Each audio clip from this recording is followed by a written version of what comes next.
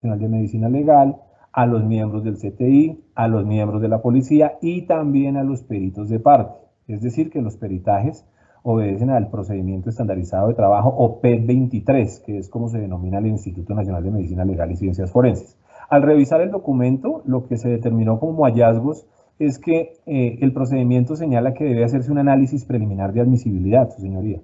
¿Qué quiere eso decir? Que el perito debe hacer una valoración de los documentos cuestionados y determinar si están dadas las condiciones o no para peritar. Cuando nosotros tenemos un documento cuestionado que fue aparentemente confeccionado en el año 2016, porque es la fecha que tiene,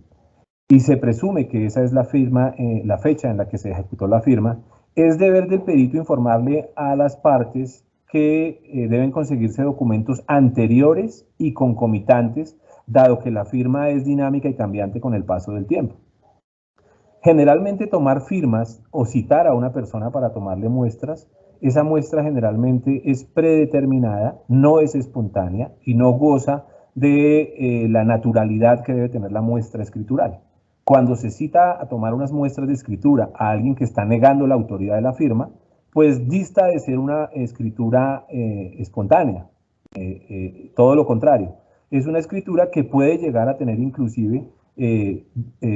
algunas variaciones intencionales o alguna deformación intencional en el gesto gráfico, como efectivamente se pudo demostrar, porque se hacen algunos, o más bien, esas firmas que se trazan 5 años y 6 meses después, pues no gozan de la naturalidad y de la espontaneidad, y el perito solamente va a poder observar las características gráficas de un solo momento gráfico, que para este caso corresponden, si no estoy mal, a septiembre del 2021, cuando 5 años después cita para tomar muestras a la persona que niega la autoría.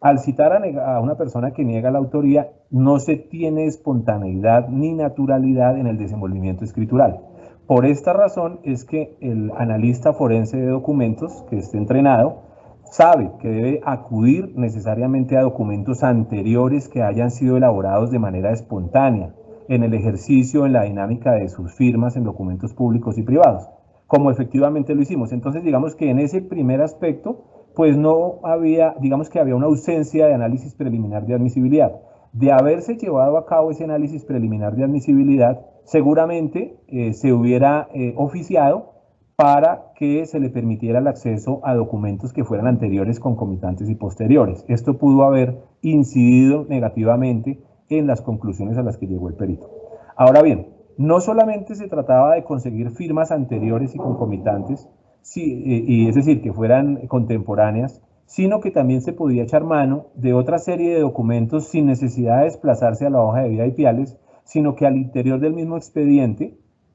habían varias firmas que daban cuenta de cómo ejecutaba el señor Hernández Peña la firma para el año 2014, 2015 y 2016. Si se hubiera revisado, por ejemplo, el expediente de la comisión disciplinaria, donde reposa,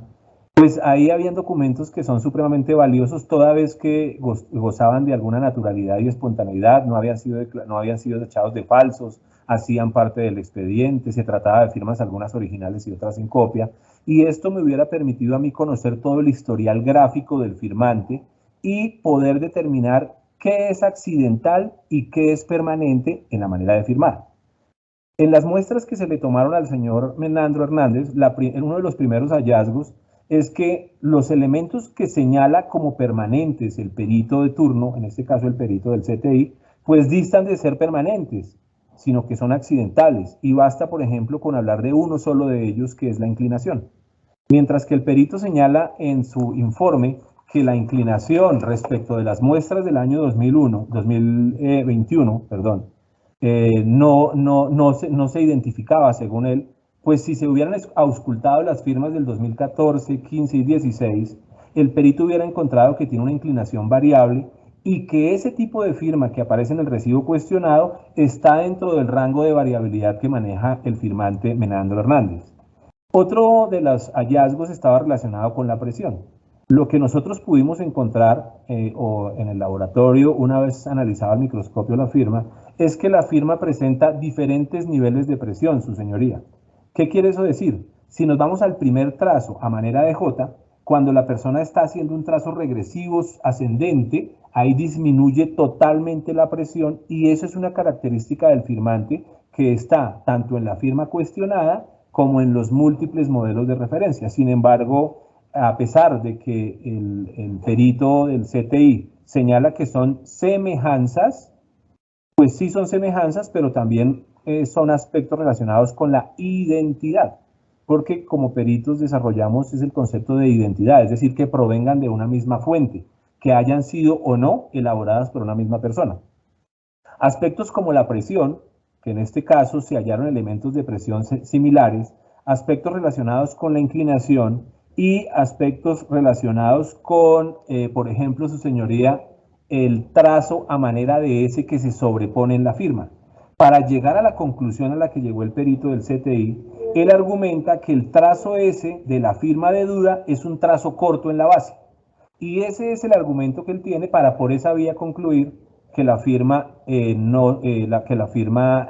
se identifica. Pero si se hubieran analizado las firmas que están dentro del expediente y las múltiples firmas ejecutadas en su hoja de vida, nos podíamos detallar que ese trazo en las muestras, esa base de la S es corta también, igual que en la firma de duda. También hay unas de mayor extensión, pero quiere decir que ese no es un elemento permanente, sino que es un elemento accidental que hace parte del rango de variabilidad del firmante.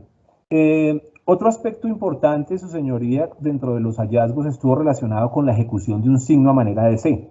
Resulta que ese signo a manera de C, el perito dice que en las firmas de duda se presentan festones independientes a la letra C y que en la indubitada ese signo es continuo. Resulta que al revisar las firmas es objetivo afirmar que esa característica que se observa en la firma cuestionada es idéntica a las características encontradas en múltiples firmas de las obtenidas como modelos de referencia. Eso para señalar solo algunas de las características o de las afirmaciones, más bien, que hiciera el perito en su dictamen y que se pudo demostrar objetivamente que no corresponden a la realidad, dado que encontramos una multiplicidad de elementos gráficos ricos para digamos, en la identificación pericial, que me permitieron a mí determinar que había habido un error metodológico, quizás en la percepción que tuvo el perito por el hecho de haber acudido a firmas predeterminadas